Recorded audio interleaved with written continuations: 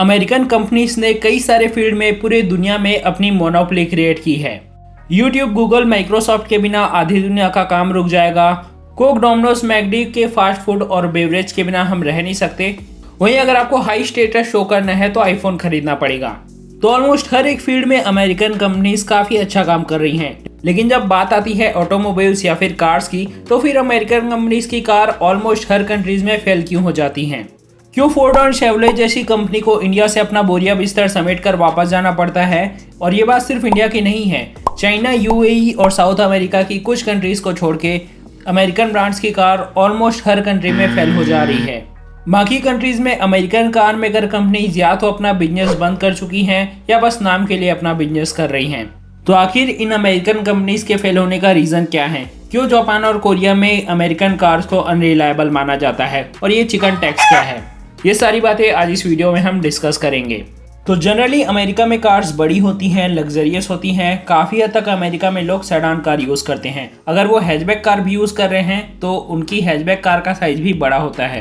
Plus American cars का जो engine होता है, जो सस्पेंशन सेटअप होता है, वो अमेरिका की सड़कों के हिसाब से और वहाँ के ठंडे एटमॉस्फेयर के हिसाब से बनाया जाता है। अब अमेरिकन कंपनी सीधे सीधे इन कार को उठा के उसमें थोड़े बहुत कॉस्मेटिक चेंजेस करके उन्हें इंडियन मार्केट में लॉन्च कर देती हैं, ताकि उन्हें नई कार ना बनानी पड़े, उनका R&D पर लगने वाला पैसा बच जाए। लेकिन ज़रूरी तो नहीं है ना, जो कार अमेरिकन पसंद कर रहे हैं वो कार इंडिया में भी लोग पसंद करें। हो सकता है अमेरिका में लोग कार में ज़्यादा पावर चाहते हों, लेकिन इंडिया में लोग कार में ज़्यादा फ्यूल इकोनॉमी और ज़्यादा फीचर्स चाहते हैं। तो ऐसे में ये अमेरिकन कंपनीज उस पर्टिकुलर कंट्री के हिसाब से अडाप्टिव कार लॉन्च नहीं कर पाती, इसलिए इनकी कार फेल हो जाती हैं।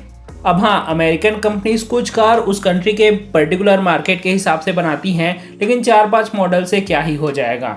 इनका पोर्टफोलियो डाइवर्सिफाई नहीं हो पाता, तो लोगों के पास इन कंपनीज के कार को खरीदने के ऑप्शंस भी कम होते हैं। अमेरिकन ब्रांड्स की कार के फेल होने का एक और मेन रीज़न है इनका अनरिलायबल होना। कौन सी कार ब्रांड सबसे ज़्यादा रिलायबल कार्स बनाती है, इसके लिए टाइम टाइम पर सर्वे किया जाता है, जिसमें अमेरिकन कार मैन्युफैक्चरर्स की जो पोजीशन होती है वो काफ़ी ख़राब होती है। यूएस ब्रांड्स की कार ज़्यादा रिलायबल नहीं होती, इसके पीछे भी एक रीज़न है। अब बात सिर्फ इंडिया की नहीं है, बल्कि हर एक कंट्रीज़ में प्राइस काफ़ी मैटर करती है। जो कंपनी कम प्राइस पे अच्छी कार बेचेगी उसे लोग डेफिनेटली पसंद करेंगे। तो अपने आप को कंपटीशन में आगे जंप करने के लिए ये अमेरिकन कंपनीज अपने कार की क्वालिटी से कॉम्प्रोमाइज़ करती हैं, ये खुद इनकी क्वालिटी गिरा देती हैं। फोर्ड शेवरोले की कार में आपने देखा होगा, डोर को बंद करने पर भी इसमें काफ़ी बड़ा गैप होता है। तो ये सब खराब बिल्ड क्वालिटी की निशानियां हैं। तो पुअर बिल्ड क्वालिटी के कारण इनकी कार्स रिलायबल भी नहीं होती। कंपटीशन तो हर जगह है, लेकिन ये सारी कंपनीज उस पर्टिकुलर कंट्री की मार्केट में टिके रहने के लिए अपनी एड़ी चोटी का जोर नहीं लगाती। इसका क्या रीज़न है? असल में इसके पीछे का रीज़न है चिकन टैक्स।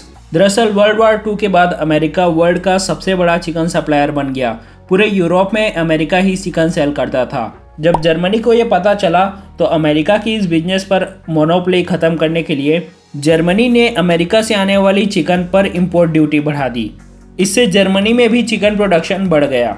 इससे अमेरिका अच्छा खासा नाराज़ था और इसके रिटेलिएशन में अमेरिका ने यूरोप के खिलाफ ट्रेड वॉर चालू कर दी। यूएस ने यूरोप से आने वाले प्रोडक्ट्स पर टैक्स लगाना चालू कर दिया।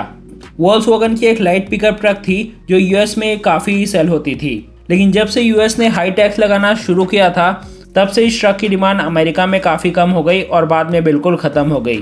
ऐसे ही ऑलमोस्ट हर गाड़ियों में यूएस हाई टैक्स लगाने लगी। अब इसका सीधा सीधा फ़ायदा मिला US based car maker companies को। यूएस के लोग खुद की कंट्री की बनी हुई कार खरीदने लगे, क्योंकि इसके लिए उन्हें हैवी इंपोर्ट टैक्स नहीं देना पड़ता था। Chicken tax strategy US government आज भी अपना रही है। 80s की बात है, जब यूएस में जैपनीज कार की सेलिंग बढ़ने लगी थी, तब अमेरिका ने उस पर रोक लगा दी थी।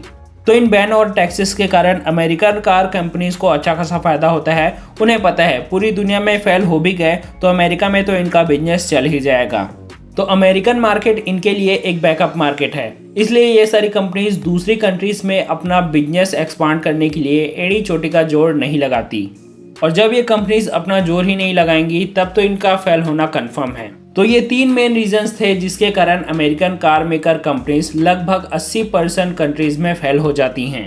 उम्मीद करते हैं आपको ये वीडियो अच्छी लगी होगी। इसी तरीके के इन्फॉर्मेटिव वीडियोस देखने के लिए हमारे चैनल को जरूर सब्सक्राइब करो।